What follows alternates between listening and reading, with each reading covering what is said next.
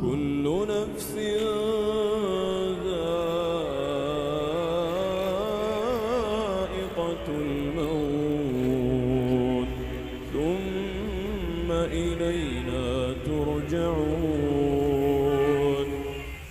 Setiap yang punya jiwa akan kedatangan maut. Siapa yang bawa maut namanya malakul maut.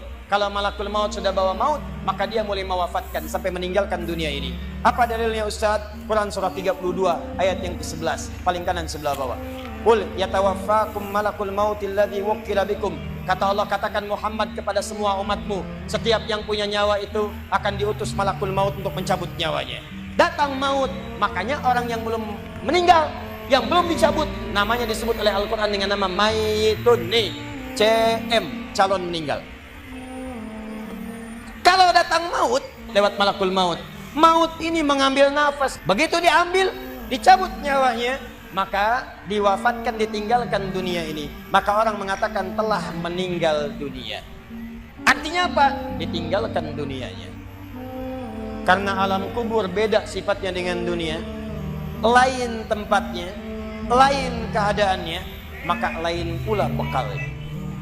Jadi kalau Anda cuma mengumpulkan bekal dunia, maka semua bekal itu akan ditinggalkan saat di dunia.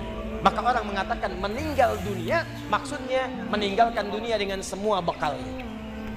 Jadi semua yang kita dapatkan di dunia, rumah yang luaskah, mobil yang mewahkah, pakaian yang glamourkah, kalau sudah meninggalkan semua alam dunia itu, maka hilanglah semua yang kita kenakan. Habis semua kita tinggalkan. Walaupun Anda koleksi yang bagus-bagus, tetap tidak akan pernah dibawa. Jangankan Anda, yang mengantarkan saja tidak akan menyertakan. Kita mesti sadar teman-teman sekalian. Pertama kata Allah, kita akan wafat. Antum akan meninggal. Jadi antum kalau melihat di cermin tuh, ngaca dulu, ngaca, tunjuk wajah antum, wafat. Kamu akan wafat. Ketika Anda sadar Anda akan wafat, meninggalkan dunia ini, maka Anda mesti paham, udah punya bekal belum untuk pulang? Udah punya persiapan belum? Jangan-jangan Anda sibuk menyalakan rumah dunia Anda. Begitu padam listriknya, sibuk telepon PLN, telepon ini, telepon itu. Masuk ke alam kubur nggak ada cahaya, mau PLN mana yang dihubungi? Yang datang malaikat mungkar. Siapa Tuhan?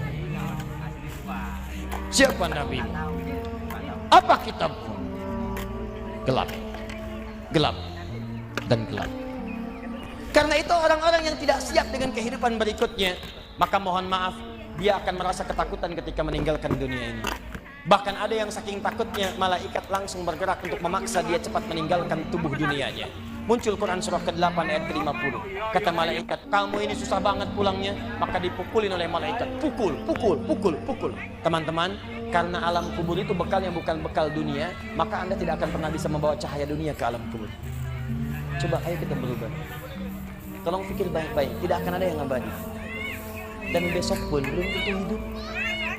Demi Allah saya katakan, Allah bisa mewafatkan kita pada hari ini. Saya cuma mau tanya sebentar aja renungkan. Tolong tanya pertanyaan saya ini, tanyakan pada diri Anda sebelum tidur. Kalau Allah wafatkan Anda pada malam ini, sudah siapkan Anda dengan bekal pulang Anda kepada Allah? Karena itu hukum mengatakan orang yang tidak punya bekal maka dia tidak siap untuk mudik. Jadi kalau dunia saja punya sifat mudik, maka akhirat pun demikian. Orang-orang yang punya petaknya cuma dunia saja, maka selesai hidupnya di sini. Kata Allah, nih saya berikan gambaran. Yang visinya cuma sampai sini, maka saya berikan semua kenikmatan dunianya seperti yang dia inginkan. Tapi begitu selesai ini, ditenggelamkan di alam kubur sampai kedalaman yang paling dalam. Turun ancaman. Kata Allah, hei, yang terlampau sibuk dengan dunia. Suaminya sibuk cari harta, hitung lagi, hitung lagi, hitung lagi. Istrinya sibuk kumpul-kumpul dengan sesamanya, cuma membicarakan harta suami. Sosialita yang senang dengan kumpul-kumpul saja, tidak ada manfaatnya, cuma ngobrol, cuma gibah, cuma macam-macam. Coba ayo kita berubah. Tolong pikir baik-baik, tidak akan ada yang abadi. Dan besok pun belum tentu hidup. Demi Allah saya katakan, Allah bisa mewafatkan kita pada hari ini. Saya cuma mau tanya sebentar aja renungkan. Tolong tanya pertanyaan saya ini, tanyakan pada diri Anda sebelum tidur. Kalau Allah wafatkan Anda pada malam ini, sudah siapkan Anda dengan bekal pulang Anda kepada Allah?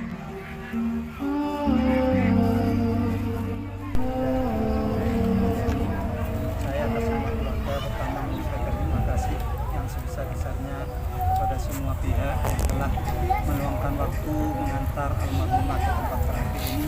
Mudah-mudahan kebaikan para bapak saudara senantiasa diterima oleh Allah Subhanahu wa Ta'ala. Kemudian yang kedua, apabila almarhumah di masa hidupnya, tentunya orang yang hidup itu pasti punya salah ucapan, tingkah laku dan lain sebagainya. Kami atas nama keluarga meminta dosa-dosa almarhumah, dan mudah-mudahan kalau sampeyan punya dosa, saya atas nama keluarga juga bukan dosa-dosa. Dan yang ketiga yaitu mudah-mudahan amal kebaikan almarhumah di masa hidupnya senantiasa diterima oleh Allah Subhanahu wa Ta'ala, dan mudah-mudahan dosa-dosanya diampuni oleh Allah Subhanahu wa Ta'ala. Dan yang terpenting mudah-mudahan almarhumah diberikan tempat sebaik-baik tempat di sisi Allah Subhanahu wa Ta'ala.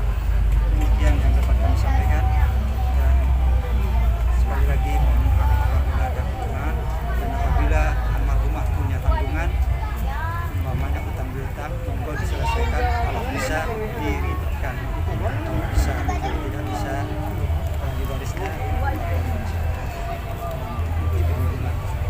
itu adalah sebagai bentuk ketika beliau perjalanan terhalangi oleh hutang yang masih belum terselesaikan pada saat ini. Dan mudah-mudahan sekali lagi apabila ada kesalahan dari saya